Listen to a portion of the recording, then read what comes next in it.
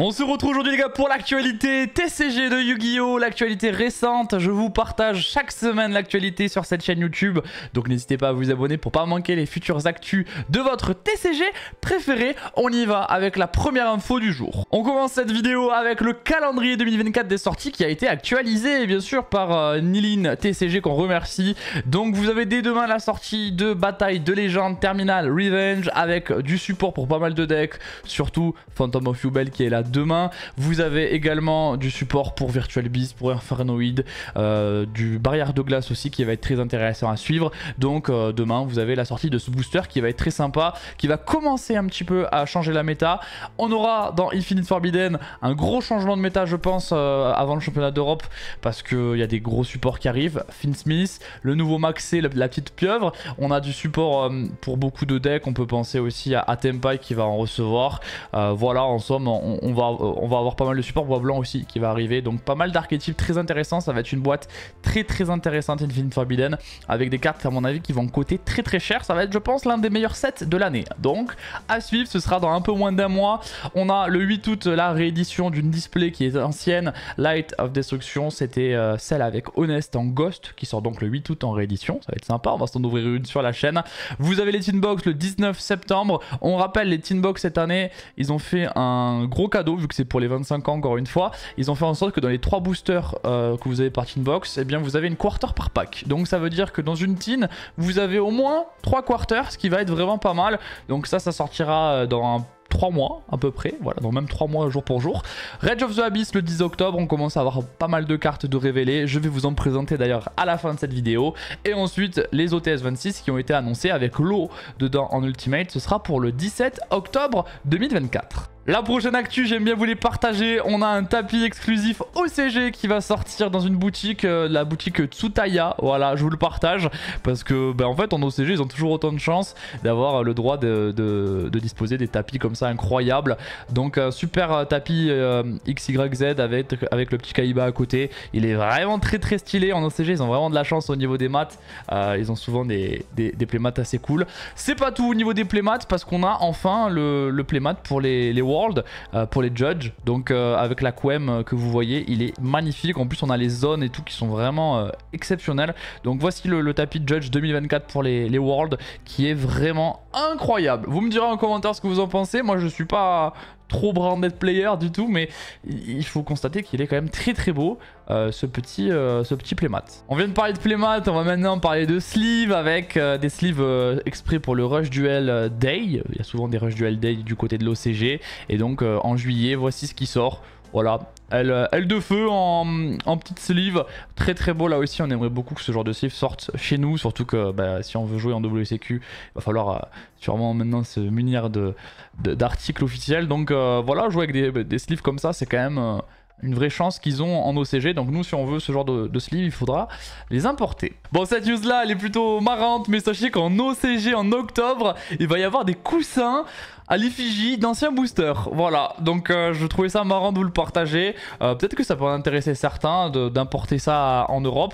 En tout cas voilà, on aura des coussins, voilà, pillow à l'effigie des boosters. Donc le millénaire perdu, on a Duelist Genèse, la jeunesse du Duelist, Elemental Energy, Expert Edition, etc. Donc des boosters assez emblématiques qui seront maintenant disponibles en coussin. C'est pas une mauvaise idée, c'est une bonne idée de cadeau. Ça fait un peu geek sur les bords, mais pourquoi pas. 3 nouveaux archétypes ont été annoncés les gars, et ça va faire parler, ça va être très intéressant. 3 nouveaux archétypes, vous avez les illustrations des archétypes sous les yeux, je vais vous les montrer un peu plus précisément après. On va avoir les Détonamore Resolve, donc la carte que vous avez ici. Donc ça va être des monstres Xyz qui libèrent une énergie faite de lumière éclatante, de flammes brûlantes et de tonnerre rugissant. Donc a priori peut-être plusieurs attributs pour cet archétype là au vu de ce qui est écrit. Ensuite on va avoir les Malice Q, cœur de crypteur, donc ce qui fait penser un peu à Voiceless au niveau de l'encadré. Voilà, on sait que les sans-voix ils ont un petit encadré avec un truc qui fait entoure toute la carte qui est très joli. Donc là c'est un peu le même délire mais avec des cœurs. Du coup voilà, prenez le contrôle de l'univers numérique mystérieux en utilisant toutes sortes de codes. Je sais pas ce que ça veut dire, en tout cas voilà, ça y est. Et ensuite on va avoir le droit à des dragons, donc Longua de la Genèse, Gungba, un thème de haut niveau, donc souvent des cartes de niveau 8, 9, un truc comme ça, sur l'ascension pour devenir des dragons et centrés autour de 3 dragons luttant pour la suprématie. Moi j'aime beaucoup les decks dragons, donc ça m'intéresse beaucoup, surtout que l'art il est très joli. Les arts, je vous les montre un peu plus précisément. Franchement les arts ils sont jolis, alors c'est vraiment des arts qui n'ont rien à voir les uns avec les autres. Là c'est plutôt mécanique, machine, voilà. Donc très sympa aussi, très jolie cette carte honnêtement. On va avoir le droit à celle-ci, un petit peu plus girly sur les bords, il en faut pour tous les goûts. Ça c'est le genre d'archétype qui pourrait sortir dans des sets où il y a 3 archétypes, vous le savez, ça arrive souvent des sorties de boosters où on a 3 archétypes principaux dedans. Voilà, et donc celui-ci qui est très joli aussi avec les 3 gemmes, peut-être des 3 dragons, je sais pas, en tout cas c'est ce qu'on peut imaginer.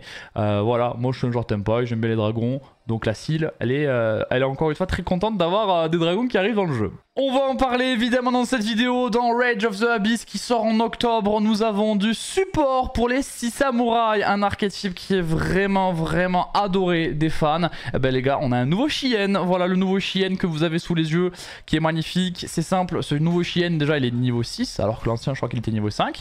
Il tuto, voilà, à l'invocation il tuto. Il peut negate un effet de monstre et le détruire je crois. Et ensuite... si cette carte elle va être détruite, vous pouvez détruire un autre monstre à la place. Donc il fait beaucoup de choses, ce petit Chien. Donc maintenant c'est plus les 6 samouraïs légendaires, mais c'est 6 samouraïs de Klesha légendaires.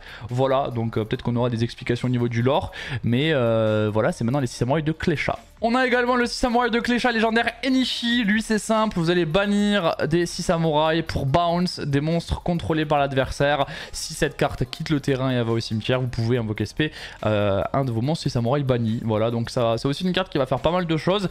Enishi, il me semble que c'était un monstre simple, un 6 samouraï en carte monstre classique, et maintenant il a le droit à sa version synchro niveau 6. On a l'instructeur des 6 samouraïs également dans Rage of the Abyss. Donc lui c'est un petit extender qui vous permet également de tuto. Donc voilà une petite carte de support, et surtout c'est un niveau 2 synthoniseur pour venir eh bien, se coupler avec un monstre de niveau 4 et faire les 2 synchros que vous avez vus au préalable. On a également le moine anarchiste des 6 samouraïs qui est un synthoniseur niveau 3 pour aussi venir compléter un peu les synthoniseurs. Lui aussi c'est un extender hein, donc il peut se spé, et si vous avez si cette carte est envoyée depuis le terrain au cimetière, c'est une mécanique assez commune, et bien vous pouvez tuto une magie, jeu rapide 6 samouraïs, donc c'est assez polyvalent, ça fait pas qu'une seule chose sur le terrain. De toute façon les cartes maintenant ça fait souvent 3 effets, et donc le moine il en fait partie de ces cartes là.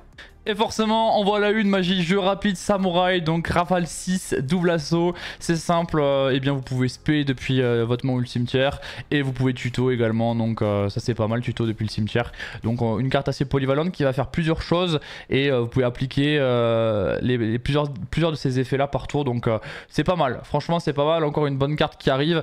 Le support 6 samouraï en tout cas aura le mérite d'être très intéressant. Et le petit avant-après du coup, je vous l'ai évoqué, Enishi, c'était une ancienne carte, les 6 samouraïs légendaire. Maintenant elle a le droit à sa version synchro, et bon Chien vous le connaissez forcément hein, il était terrorisant à l'époque, il a le droit à une version améliorée, voilà un peu plus moderne. On a également l'esprit de la terre immortelle Nova rouge qui sort dans Animation Chronicle, donc ça on ne sait pas quand est-ce qu'on l'aura en TCG. C'est une carte esprit de la terre immortelle qui marche également avec les dragons rouges Arc Démon et les dragons Nova rouge, voilà, et c'est une carte aussi qui vous permet de spé un esprit de la terre immortelle depuis le deck ou extra deck. Moi je m'intéresse pas trop à cet archétype là, mais je crois quand même qu'il est costaud parce qu'il a 3005. Alors dans l'animé ou dans le manga il devait être très fort j'imagine, au vu de l'art qui est quand même assez incroyable et de son attaque. Je sais pas s'il va être joué ou s'il va rendre le deck meilleur, ça j'en sais rien du tout. À vous de me dire, en tout cas une carte en plus qui sort c'est toujours une bonne chose. On passe sur un nouvel archétype qui sort dans Rage of the Abyss, et ouais je vous les présente les nouveaux archétypes de Rage of the Abyss, et là c'est un archétype très marrant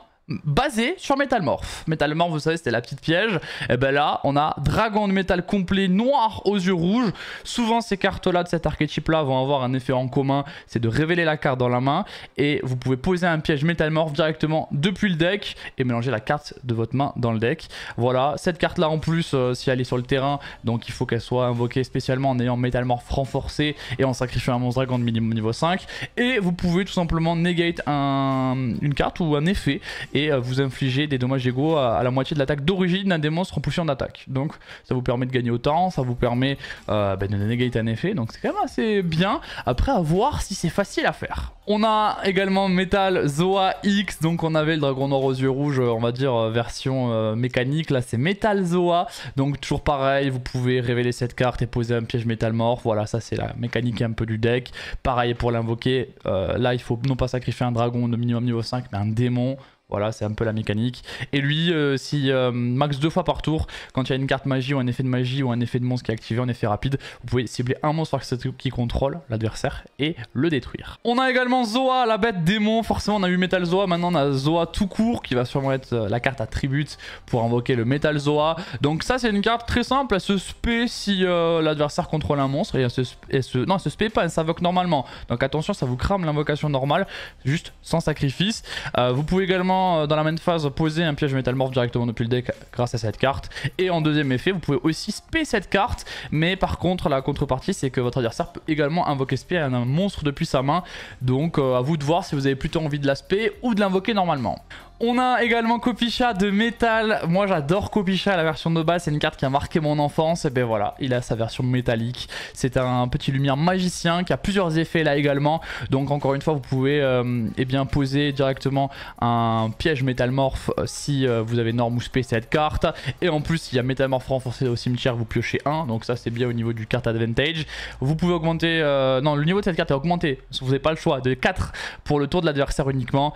Et vous pouvez faire devenir Kopisha de l'attribut que vous souhaitez pour tribute, j'imagine, pour invoquer le Metal Zoa ou le dragon noir métallique que l'on a vu juste avant. Dans cet archétype, nous avons une magie qui vous permet de tuto soit un monstre, soit un piège métalmorphe. Donc soit vous avez besoin d'un monstre, soit vous avez besoin d'un piège et vous récupérez l'un ou l'autre. Et vous pouvez également bannir cette carte si vous avez métalmorphe sur le terrain, un piège métalmorphe, pour changer la position de combat d'un monstre de l'adversaire. Bon, c'est une très bonne carte de tuto pour l'archétype. Forcément, on en parle depuis tout à l'heure, le voici, le métalmorphe renforcé. Donc voici cette piège qui s'active en sacrifiant un monstre face recto. Et vous pouvez spé un monstre qui ne peut pas être invoqué, posé normalement, qui mentionne le métalmorphe renforcé depuis, attention, la main, le deck ou le cimetière. Donc ça c'est assez polyvalent, c'est-à-dire que juste cette carte en elle-même pendant le tour de l'adversaire, ou pendant votre tour si vous avez des conditions nécessaires, vous pouvez directement spé, donc c'est pas mal. Et le monstre équipé gagne 400 d'attaque défense et surtout il ne peut pas être ciblé ni affecté par les effets de monstres et de magie. Ok, bon je sais pas si ça va être fort, très honnêtement, faudra voir avec quoi on peut le combiner, est-ce qu'on peut pas le mélanger avec un autre archétype. Je pense qu'en lui-même il est pas assez puissant. En tout cas c'est marrant de voir une mécanique basée sur une ancienne carte et qui est aussi je crois beaucoup basée sur le manga. Toujours dans Rage of the Abyss, on va avoir une nouvelle Morganite. On avait déjà eu une Morganite il y a quelques mois, quelques années même peut-être maintenant quand même. Et maintenant c'est la Morganite exaltante de fin. Donc bon, l'effet des Morganites c'est qu'en fait vous ne pouvez plus activer d'effet de monstre depuis votre main, donc c'est fini l'entrap en somme, et en contrepartie vous avez des gros avantages. Donc là c'est vous pouvez faire 2 attaques maximum sur des monstres durant chaque battle phase, donc vos monstres ils peuvent faire 2 battles, c'est pas mal. Vos monstres infligent des dommages de combat doublés, c'est pas mal aussi, et on peut bannir cette carte, ajouter une Morganite depuis le deck à la main. Voilà, ça c'est des effets un peu des Morganites, et donc vous avez l'avant-après avec la Morganite Time Tearing, et donc cette nouvelle Morganite là, donc de l'exaltante de fin qui est vraiment axée sur la battle phase. La prochaine carte de Rota c'est Absorber de rêve, c'est un niveau 2 Sprite. Je sais pas. Vous pouvez spé cette carte depuis votre main au cimetière si votre adversaire active un effet de monstre depuis sa main, le cimetière ou le bannissement. Ce qui va quand même arriver très souvent d'activer de partout sauf le terrain finalement. Et cette carte, à chaque fois qu'il va y avoir un effet de monstre activé, elle va gagner 1000 d'attaque immédiatement après la résolution. C'est une carte qui peut très vite gonfler avec les tours actuels où on a 50 000 effets de monstres. C'est une carte qui peut monter à 10 000 sans problème. Après elle sera sûrement gérée avant de rentrer en battle phase. Mais c'est vrai que si vous le mettez peut-être au bon choke point, l'adversaire peut plus forcément répondre. C'est peut-être une possibilité. En tout cas c'est une carte intéressante qui se spé. Est-ce qu'elle est archi forte? Je pense pas. Est-ce qu'elle est intéressante? Oui.